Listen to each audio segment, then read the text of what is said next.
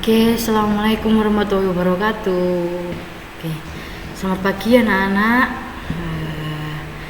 Bagaimana kabar kalian? Semoga kalian baik-baik aja ya di rumah, tetap diberi kesehatan oleh Allah Subhanahu Wa Taala, dan semoga kegiatan yang akan dilakukan hari ini dilancarkan semuanya oleh Allah Subhanahu Wa Taala. Oke, saya langsung saja. Sekarang kita masih di bab 1 ya, yaitu perencanaan pengadaan bahan baku obat dan peralatan untuk produksi. Masih di bab 1, mapel PFM atau pelayanan farmasi manajemen ya. Jadi sekarang ini, nanti kemarin kan udah saya jelaskan ya tentang perencanaan pengadaan bahan baku di poin yang pertama di bab 1 ini. Lalu di bab 1 ini ada yang poin kedua, yaitu perencanaan pengadaan peralatan produksi. Jadi ini saya akan menjelaskan alat-alat apa aja yang biasanya digunakan untuk produksi obat dan lain-lain gitu. Alat apa aja yang dibutuhkan untuk produksi obat. Oke, sebelum saya menginjak ke materi ini, mari kita berdoa menurut kepercayaan dan agama masing-masing agar kalian diberi kelancaran agar kalian tetap bisa melaksanakan kegiatan hari ini. Oke, berdoa dimulai.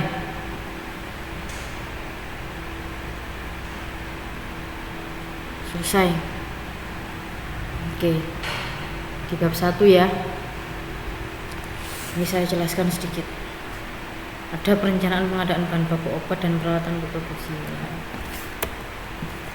Di sini dijelaskan ya, perencanaan pengadaan peralatan untuk produksi obat merupakan hal yang sangat penting selain dari pengadaan bahan baku.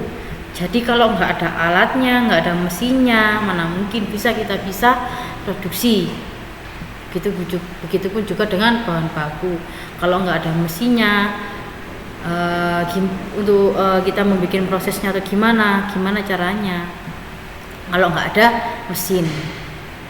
Hal ini untuk mencegah agar tidak terjadi keterlambatan produksi yang diakibatkan tidak adanya alat produksi atau alat produksi yang tidak lagi memenuhi syarat. Jadi kalau pabrik kan pada umumnya semuanya ya memakai mesin ya, rata-rata semua pabrik-pabrik besar itu pasti menggunakan mesin demi produksinya itu agar cepat ya, nggak keterlambatan, nggak ada yang terlambat. Kalau keterlambatan kan bisa kembali ke perusahaan itu sendiri, nanti bisa rugi kayak gitu. Kalau kita pakai SDM ya, kalau kita pakai tenaga manusia kita kan lama, dan itu bisa memperlambat produksi. Nah, ini contoh peralatan yang digunakan dalam skala produksi obat, antara lain ada mesin pencuci botol. Nah, terus yang kedua ini ada alat pengering. Jadi mesin pencuci botol itu salah satunya yaitu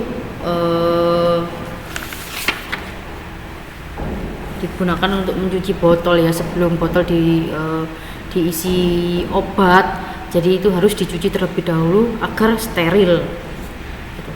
Yang kedua itu ada alat pengering untuk mengurangi kadar air. Mungkin ada bahan baku yang mempunyai kadar air yang tinggi, itu harus dikeringkan dulu. Nah, ini alat pengeringnya ya. Ini. Yang ketiga ada autoclave. Autoclave itu untuk mensterilkan alat dan bahan. Nah, jadi setelah dikeringkan, disterilkan di alat ini. Nanti bahan bakunya setelah disterilkan ya. Setelah dikeringkan baru disterilkan. Tapi ini saya beri contoh gambarnya yang kecil-kecil ya. Mungkin kalau di pabrik gitu kan jelas mesinnya lebih besar. Nah, setelah pengering tadi diproduksi, ini ada alat penutup botol.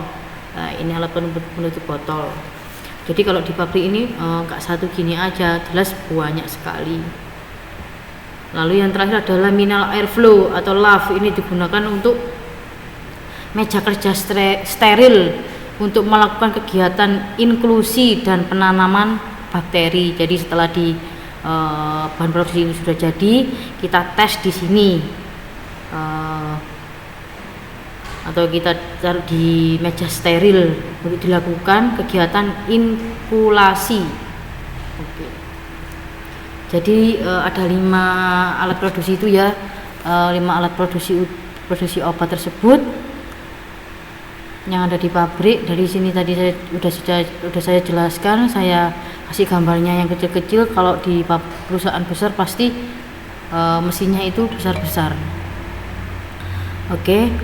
Jadi tugas kalian hari ini itu menjelaskan apa aja sih fungsi dari 5 mesin tersebut. Nah, 5 mesin tersebut fungsinya apa aja, tolong dijelaskan, itu tugas kalian. Oke, untuk materi pelayanan farmasi manajemen di bab 1 ini udah habis ya, di bab 1 ini udah habis. Untuk minggu depan kita menginjak di bab 2 yaitu manajemen bahan baku ya. Ini lebih banyak nanti materinya. Jadi tugas kalian ini nanti mengerjakan fungsi dari 5 mesin atau 5 peralatan yang biasa digunakan dalam skala produksi obat di perusahaan atau di pabrik. Fungsinya apa aja 5 alat ini tadi. Bab 2 untuk minggu depan kita di bab 2 yaitu manajemen bahan baku. Tolong kalian belajar di bab 2 tersebut, manajemen bahan baku ya, bab 2. Sekian ya, mungkin ada yang ditanyakan, silakan ditanyakan nanti via WA atau bisa tanya di grup langsung atau PC ya, atau personal chat ke Bu Eka. Oke, bila ada salah kata mohon dimaafkan. Kita di sini belajar bareng-bareng. Kalau kita nggak bisa, mari kita pahami bersama. Oke, sekian dari Bu Eka. Bila ada salah kata mohon dimaafkan. Wassalamualaikum warahmatullahi wabarakatuh.